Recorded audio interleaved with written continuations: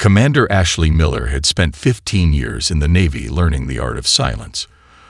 5 years hunting Chinese submarines in the South China Sea, another decade commanding stealth spacecraft in cislunar space.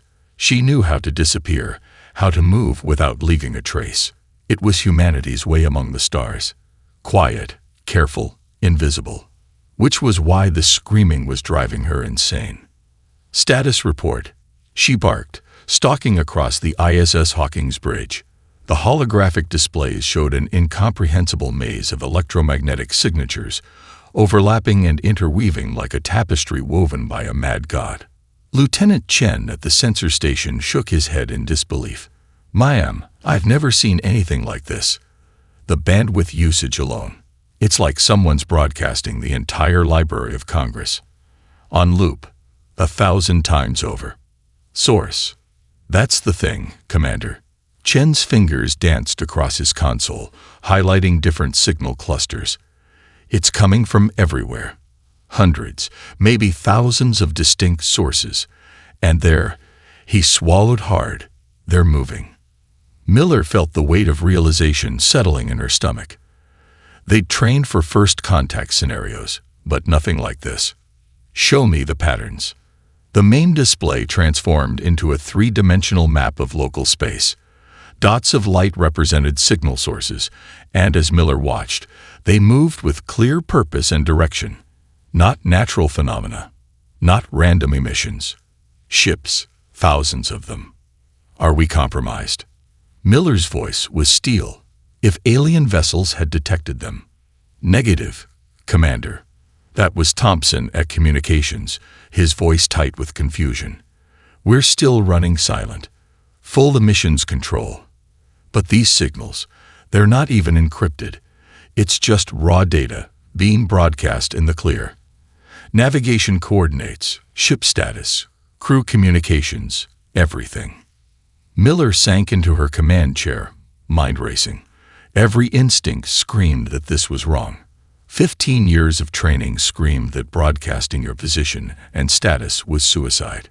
Yet here was an entire civilization, multiple civilizations, based on the signal patterns, doing exactly that. "Mom." Chen's voice cracked slightly. "I'm picking up what appears to be entertainment broadcasts.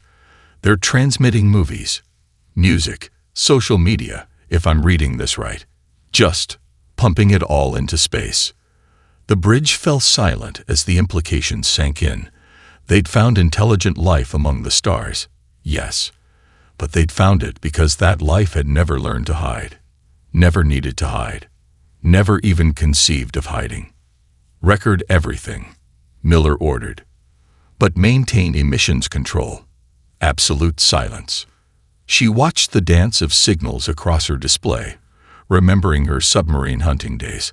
How many hours had she spent learning to mask her electromagnetic signature? How many generations had humanity spent developing stealth technology, emissions control, silent running procedures? They'd assumed it was the only way to survive among the stars.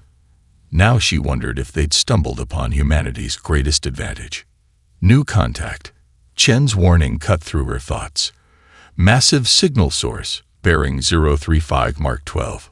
Size of the emission pattern suggests something big, Commander. Really big. The tactical display updated, showing a vessel that dwarfed anything humanity had ever built. Its signal blazed like a beacon, broadcasting its position, speed, crew complement, and 1,000 other details that made Miller's tactical training scream in horror. "They're broadcasting their shield frequencies," Thompson reported, sounding dumbfounded. "And weapon specifications, engineering details, everything." Miller stood, watching the alien Leviathan lumber through space, screaming its presence to the cosmos. In that moment, she understood what humanity's silence meant. They weren't primitive. They weren't behind. They were invisible. And in a galaxy that never learned to whisper, the quiet ones were kings. "Send a tight beam burst to command," she ordered. "Text only, maximum compression." Message reads, "First contact achieved. They don't know how to hide. I repeat, They don't know how to hide. Requesting instructions. Miller, commanding. The message shot out, a whisper in a hurricane of alien broadcasts. As Miller settled back into her chair, she allowed herself a small smile.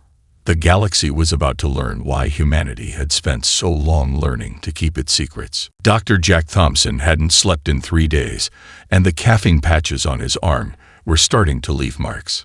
Standing before the Galactic Council's Combined Committee on Emerging Species, he struggled to maintain his diplomatic composure. "With all due respect, counselors," he said, gesturing at the holographic display, "broadcasting your military movements in the clear isn't just dangerous. Where I come from, it's considered an act of gross negligence." The Varaxian delegate, a towering insectoid whose crystalline exoskeleton sparkled under the chamber's lights, clicked its mandibles in what the translators indicated was amusement. "And where you come from, Doctor, you waste extraordinary resources hiding from imaginary threats. How did your species ever achieve unity with such paranoia?" Thompson bit back a sharp reply. He'd been getting variations of this response for hours. "We achieved unity precisely because we understood the value of operational security. When everyone can track your movements, anyone can be your enemy." The display shifted to show a standard galactic merchant vessel, its systems broadcasting everything from crew manifest to cargo contents. With a few keystrokes, Thompson highlighted critical vulnerabilities in its design. "Your average civilian ship broadcasts enough data for a potential attacker to target life support systems, map structural weaknesses, and identify valuable cargo. In human space, we call that painting a target on your back." A murmur rippled through the chamber. The Halexian representative, a being of pure energy contained within an ornate mechanical shell, moved forward. "But without open broadcasts, how do you coordinate? How do you trade? How do you—" There was a pause as the translator searched for the right word. "Exist." "Carefully," Thompson replied. "Precisely. Using burst transmissions, tight beam communications, and encrypted channels.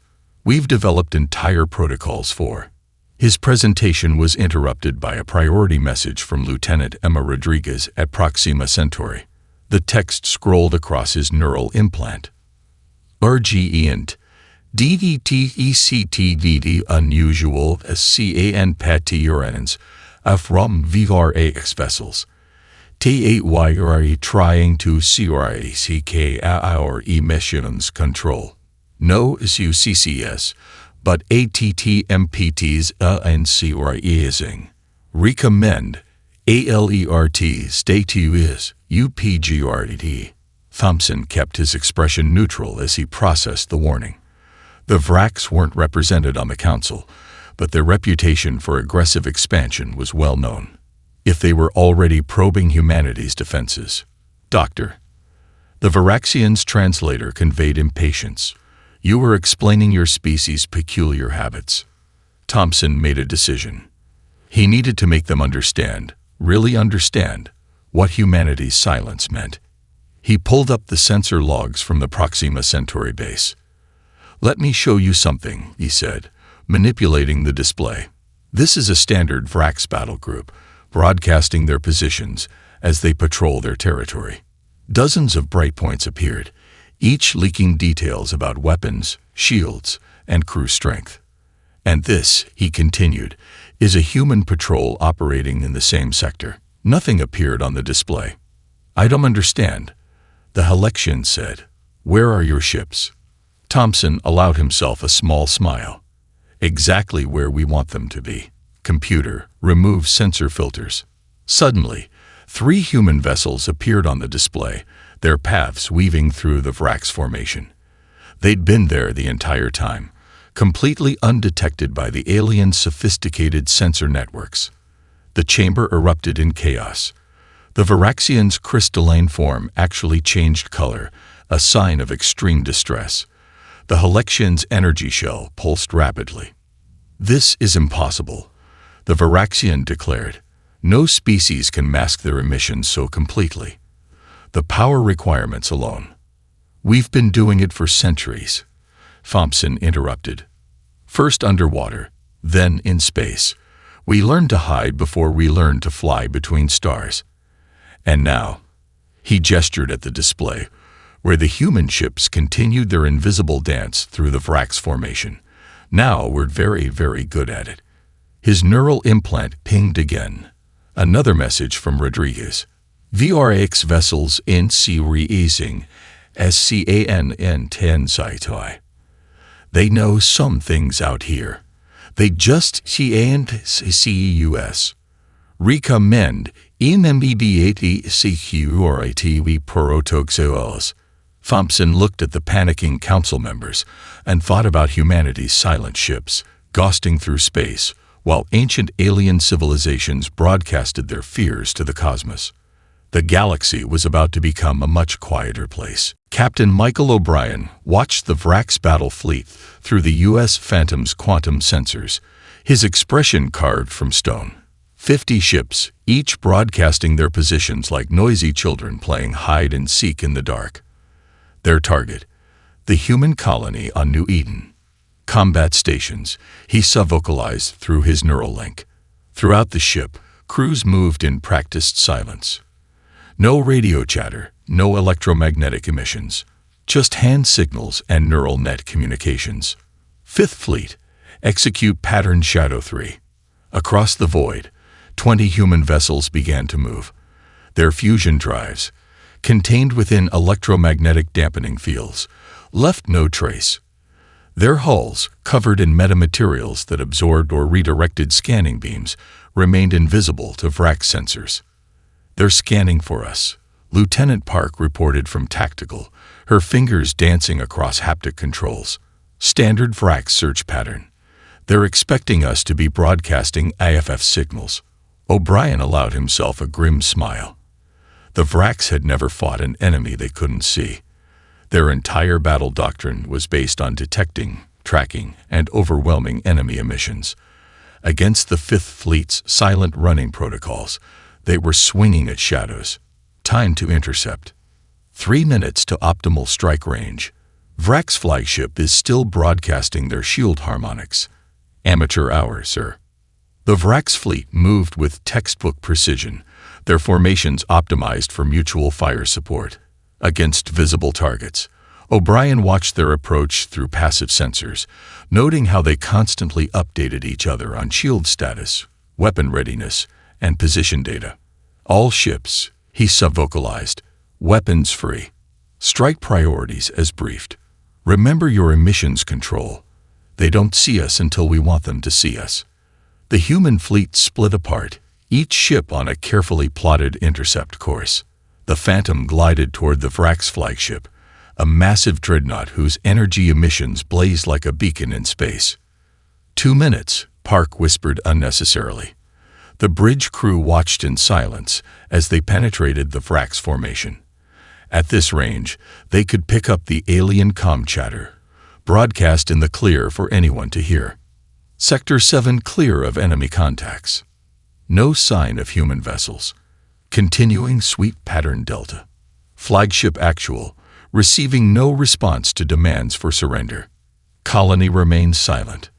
Of course it's silent, O'Brien thought. We taught them how to hide. 1 minute. The Phantom slipped into firing position, less than 1,000 kilometers from the Vrax flagship. At this range, O'Brien could see the alien vessel through the bridge's armored viewports. Its hull bristled with weapon emplacements, all scanning uselessly for targets that weren't broadcasting their positions. "All ships in position," came the neural net update. 20 human vessels scattered throughout the Vrax formation, each targeting their assigned prey. O'Brien took a deep breath. Execute. The Fifth Fleet revealed itself in a symphony of destruction. The Phantom's quantum cannons opened up first, their targeting data refined by minutes of close-range observation. The Vrax flagship's shields, their frequencies known thanks to their own broadcasts, offered no resistance. Across the formation, human ships materialized from nowhere, striking with devastating precision. The Vrax battle net erupted with panic. Multiple impacts. Enemy vessels detected. Where did they come from? Can't get a weapons lock. They're not broadcasting. Formation is compromised. We need. Their transmissions cut off one by one as human weapons found their marks. Ships that had never learned to hide died in silence for the first time. The entire engagement lasted less than 2 minutes. When it was over, the Fifth Fleet disappeared again, leaving a graveyard of Vrax vessels tumbling through space.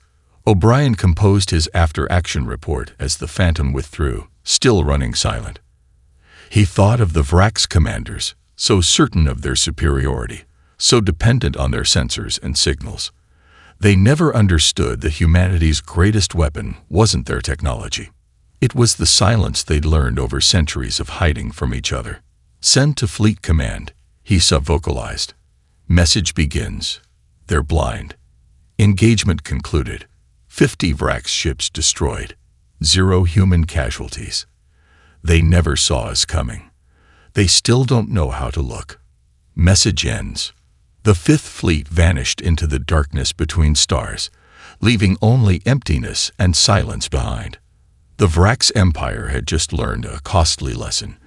In a galaxy full of noise, the quiet ones were the most dangerous of all. Major Diana Walker paced silently through the holographic training chamber of Project Shadowstep, watching her alien students attempt their first stealth maneuver. The massive chamber, carved into an unnamed asteroid in neutral space, represented humanity's greatest gamble, teaching others the art of silence. "You're still bleeding EM radiation," she said to the Centaurian student, whose crystalline body sparkled with barely contained energy. "Think of it like holding your breath underwater. Every emission is a bubble that gives away your position." The Centaurian, who had chosen the human name Alex for simplicity, dimmed their natural bioluminescence. "It goes against everything we are, Major. My species communicates through light pulses. To be dark is to be dead. To be dark is to be free," Diana corrected, adjusting the dampening field around Alex's body. "Your people have been hunted by the Vrax for centuries because they can always see you coming. Show me again." The training chamber simulated a Vrax patrol route. Alex moved through the course, their crystalline form gradually dimming until they were barely visible even to Diana's enhanced eyes. "Better," she said, checking the emission readings. "Much better." Computer, show detection probability. A holographic display showed the Vrax sensors sweeping past Alex's position without registering their presence. For the first time, a Centaurian had achieved near-perfect electromagnetic silence. Alex's voice came through the neural translator, quieter than usual. I feel like a ghost." "You feel like a survivor," Diana replied. "Integration team, begin Phase 2. Across the chamber, other alien students paired with human instructors began practicing silent ship operations, a Halexian energy being learned to contain their natural radiation within a modified stealth hull. A group of Zoraxians, natural telepaths, practiced using human neural nets for silent communication. Diana's comm implant pulsed with an incoming message from command. "VRX forces massing near ICC-Tor 47. Multiple resistance groups requesting heat training. Prioritize combat-capable species." "Major." Alex had noticed her distraction. "What happens when more of us learn this?" "When we teach others."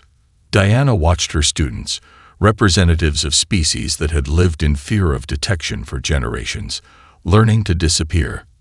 "Everything changes," she said. "The Vrax and others like them maintain control through perfect information. They track everything, monitor everything, know everything. Until now."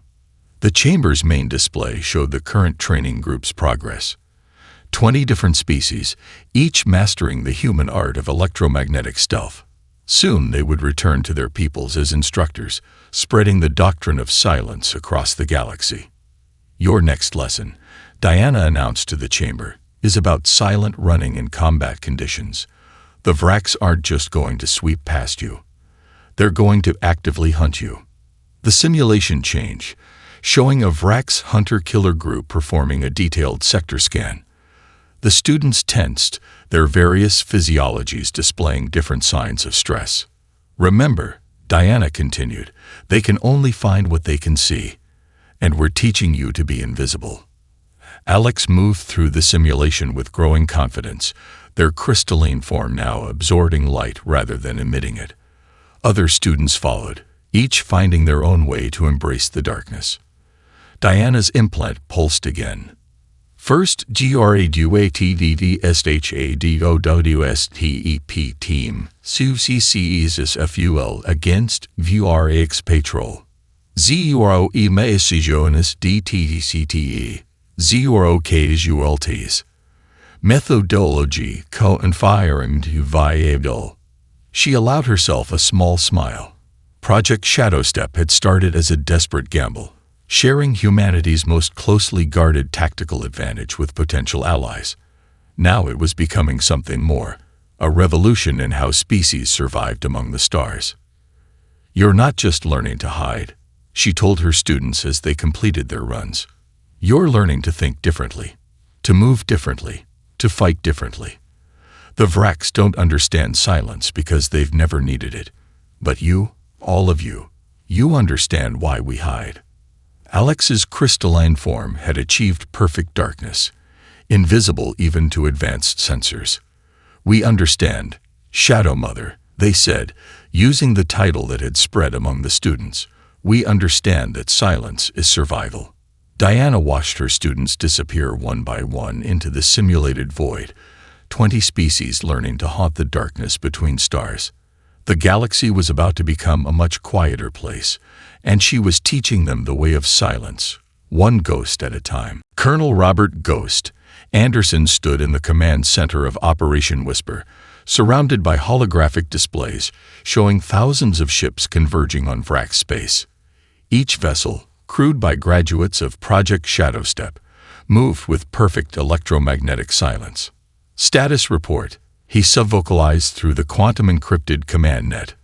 "All battle groups maintaining emissions control," reported Commander Hayes, her avatar floating beside him in the holographic void. "Centaurian stealth squadrons are in position. Halexian infiltrators have disabled 3 sensor arrays.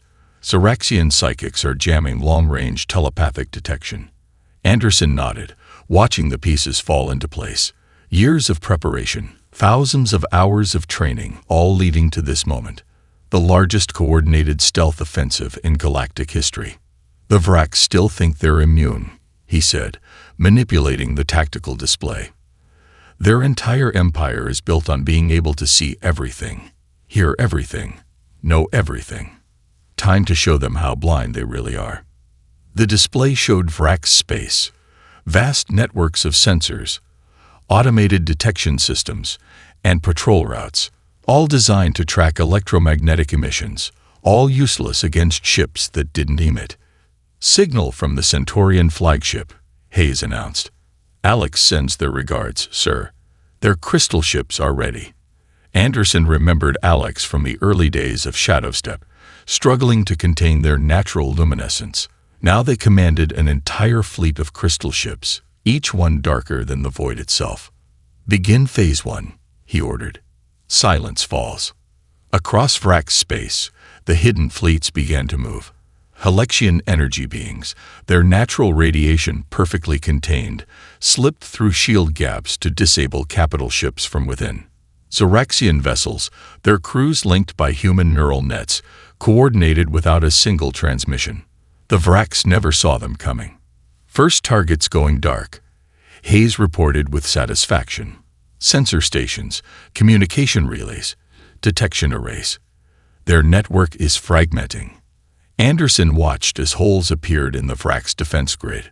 Their mighty empire, dependent on constant communication and detection, was being systematically blinded. The panic was already spreading through their command channels, broadcast for anyone to hear. "Central Command, we've lost contact with Sector 7. Detection grid offline in quadrants 3 through 17. Unable to locate patrol groups. All ships, broadcast status."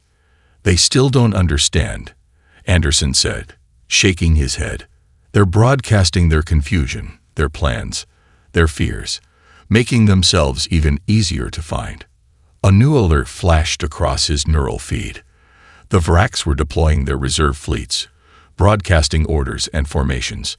Anderson allowed himself a predatory smile. "Phase 2, he ordered. "Show them what we've learned." The Allied fleets struck from their hidden positions. Centaurian crystal ships materialized inside Vraks formations, their weapons perfectly calibrated to their targets' broadcast shield frequencies. Halexian infiltrators overloaded capital ships from within, having walked right through their active sensors. "Vraks' command structure is breaking down," Hayes reported. "They've lost coordination between sectors. Individual commanders are acting independently, broadcasting conflicting orders."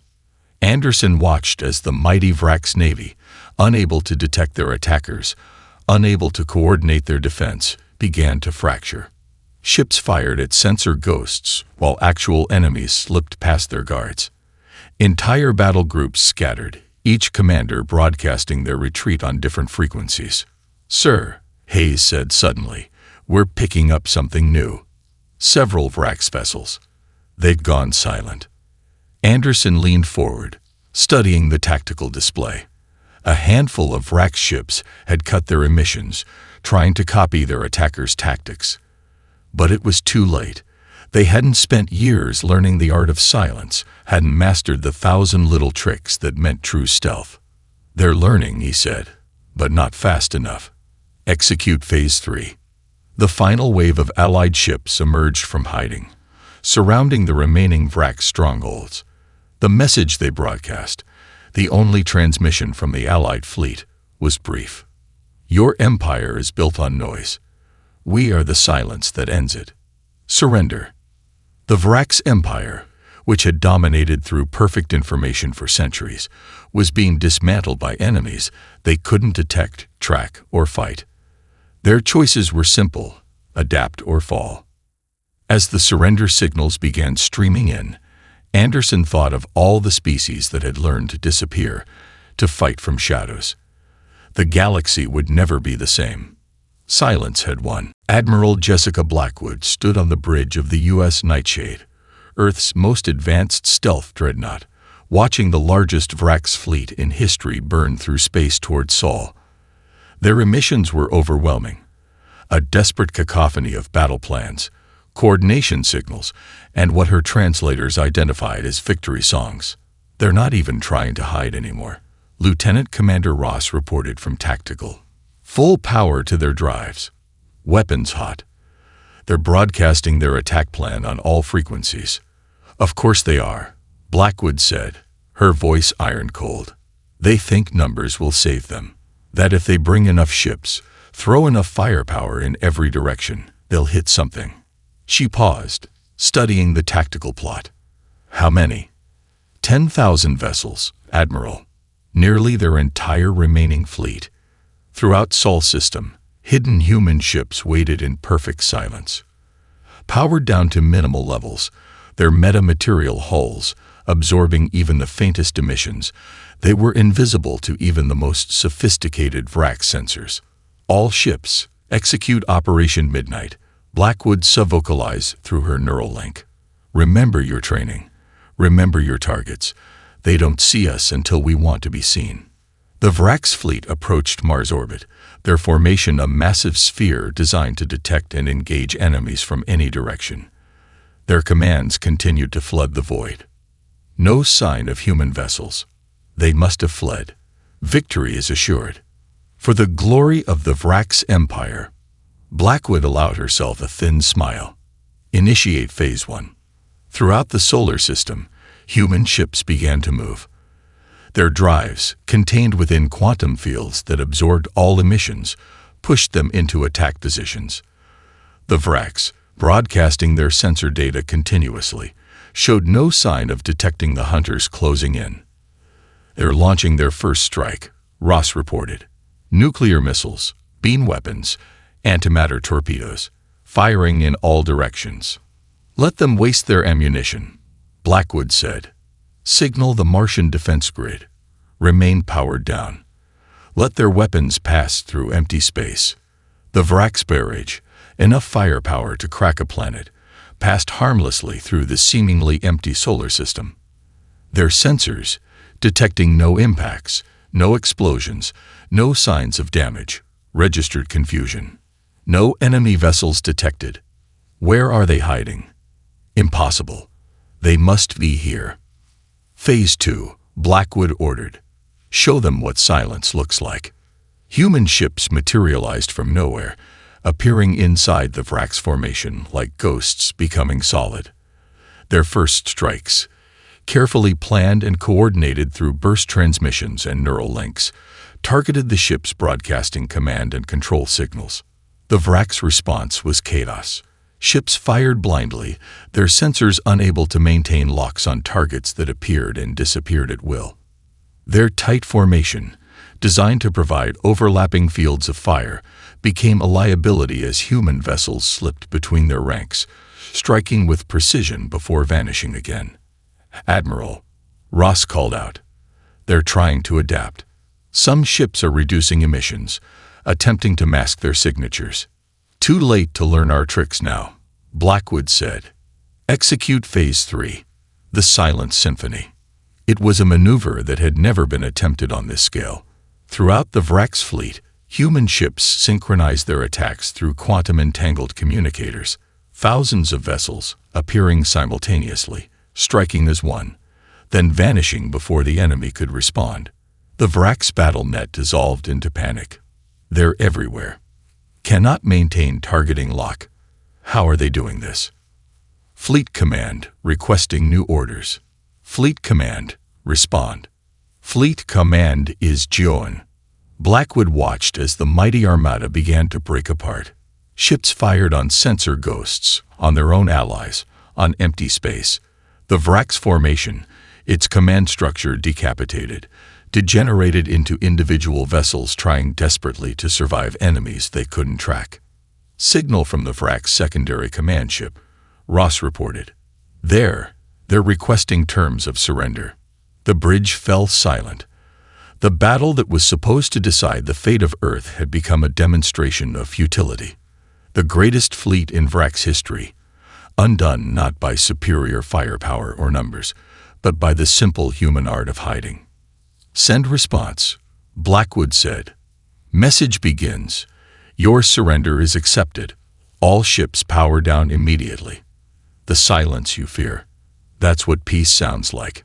Message ends. As the Vrax vessels began shutting down their systems, Blackwood thought of how far humanity had come.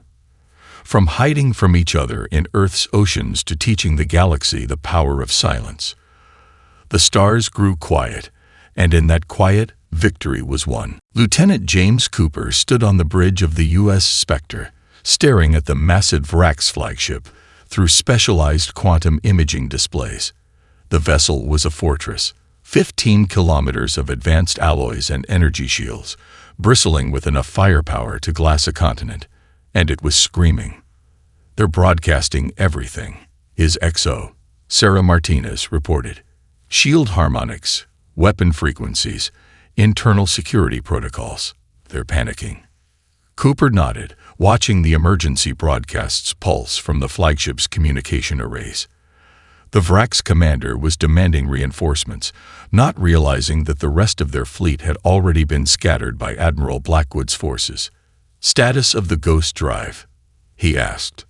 "Synchronized with their shield frequency," Martins replied. "We're reading their emission patterns in real time. The computer says we can match them within 0.001% variance." This was why they'd chosen the Spectre for this mission. The experimental Ghost Drive could do more than just hide. It could mimic other ships' electromagnetic signatures perfectly. To Vrax sensors, they would appear as nothing more than a sensor echo, a ghost in their own systems. "Begin approach," Cooper ordered. "Full synchronization. Let's show them why they call it the Ghost Maneuver." The Spectre powered up, its emissions exactly matching the complex pattern of radiation leaking from the Vrax flagship's shield grid. They weren't invisible anymore. They were simply indistinguishable from the flagship's own energy signature. "They're not seeing us," Martins reported, wonder in her voice. Their sensors are registering us as harmonic feedback from their own shields. Cooper watched as they closed the distance. 5,000 kilometers. 1,500. At this range, they should have been instantly detected. Instead, the Vraks continued broadcasting their panic, their sensors unable to distinguish the specter from their own emissions. "We're within their shield perimeter," Martins announced. "Their own emissions are masking our presence. We could reach out and touch them, and their sensors would read it as system noise." This was the moment that would change space warfare forever. A human ship, using the enemy's own broadcasts to hide itself, had penetrated the defenses of the most powerful vessel in the Vraks fleet. "Deploy boarding teams," Cooper ordered. "Maintain emission sync." Special Forces troops, their suits running silent, emerged from the Spectre's airlocks. Using the flagship's own hull as cover, they moved toward key access points, their positions masked by the ship's electromagnetic noise. The first the Vraks knew of their presence was when their bridge doors slid open. Cooper watched through the boarding team's feeds as they secured the command center. The Vraks commander, a massive figure in ceremonial armor, stared in disbelief at the human soldiers, who had apparently materialized inside his impregnable fortress. "How?" The translator rendered the commander's speech. "How did you?" "You broadcast everything," Cooper said through the team's comlink. "Your shields, your frequencies, your blind spots. We just had to learn to speak your language of light and sound, and then become your shadow." The impact of this moment wasn't lost on anyone. The Vraks Empire's most powerful vessel, taken without firing a shot, by enemies who had turned their greatest strength, their constant broadcasts, into a fatal weakness. "Signal from Admiral Blackwood," Martins reported. Other ships are reporting similar successes. The Ghost maneuver worked across the board. The Vraks fleet is standing down. Cooper nodded, watching through the feeds as human troops secured the flagship's key systems. Already, messages were flooding in from across the sector. Vraks commanders surrendering at the first sign of sensor anomalies, terrified of humans materializing inside their ships. "Send to command," he ordered. "The Ghost maneuver is confirmed effective. When the enemy broadcasts their presence, they don't just tell us where they are, they give us a shadow to hide in." Message ends. The Spectre hung silently beside the captured flagship, its emissions still perfectly synchronized. They had proven that in a galaxy of light and noise, true power lay not in being the loudest, but in learning to become the very thing your enemy couldn't see. The age of broadcast supremacy was over. The time of ghosts had begun. Admiral Jessica Blackwood and Captain James Cooper stood before the Galactic Council, their dress uniforms pristine, their postures perfect. The chamber was unusually quiet. The various species had learned something about the value of silence in recent weeks. "The terms are simple," Blackwood stated, her voice carrying through the vast chamber. "Humanity will share our stealth technology and tactical doctrine freely. Every species will have the right to hide, to maintain their privacy, to control their own emissions." The Varaxian delegate, who had once mocked humanity's paranoia, now leaned forward with interest. "And your conditions?" "Just one," Cooper replied, activating a holographic display of the galaxy. Sections of it began to darken.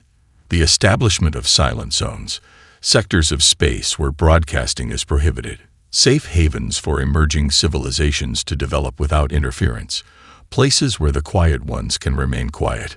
The display showed dozens of these zones, carefully positioned throughout the galaxy. Each one a sanctuary where developing species could grow without being deafened by the electromagnetic noise of more advanced civilizations. "The Vraks Empire has already agreed to these terms," Blackwood continued. "Their remaining fleet commanders have seen the future. It's not one of constant transmission and total surveillance. It's one of choice. The choice to be heard or to remain silent." The chamber erupted in discussion, countless species debating in their native tongues. The Halexian representative's energy form pulsed with curiosity. "You've changed everything," they said through their translator. Our entire civilization was built on the assumption that broadcasting was the natural state of intelligent life, that hiding was impossible. Nothing is impossible, Cooper replied, thinking of the ghost maneuver, of ships hiding in their enemies' electromagnetic shadows. We just showed you a different way to think about space, about technology, about existence itself. A signal chimed, more diplomatic communiques arriving. Species throughout the galaxy were already implementing human stealth protocols. Trade routes were being redrawn to include silent running corridors. Military doctrine was being rewritten from the ground up.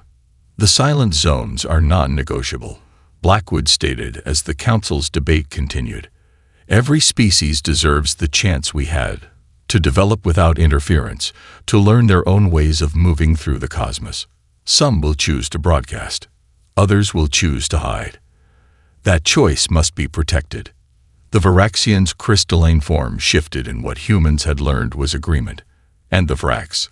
Their empire was built on total information awareness. Their society depends on constant transmission.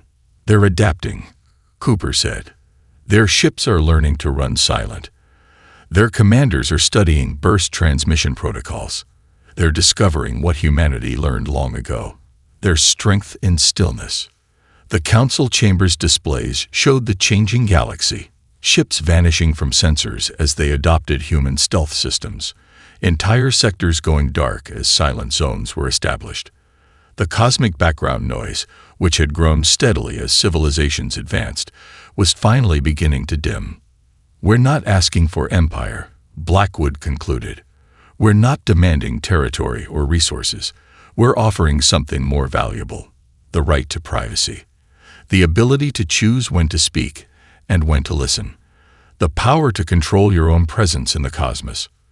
The vote was nearly unanimous. As species after species signaled their acceptance, Cooper thought about how far they'd come. From hiding from each other in Earth's oceans to teaching the galaxy itself how to keep secrets. Signal from the Spectre, his neural link chimed. First silent zone is operational. No unauthorized transmissions detected. It's working, sir. Blackwood watched the council chamber empty, representatives hurrying off to begin implementing the new protocols. Send to Earth Command, she subvocalized. Message begins. The galaxy is learning our way of silence. The stars are growing quieter. And in that quiet, we found something better than victory. We found understanding. Message ends. The chamber's last displays winked out, leaving only the soft glow of emergency lighting. In the darkness, human and alien representatives stood together, comfortable at last in the silence they shared. The great hush had begun, and in its whispers, a new age of galactic civilization was born.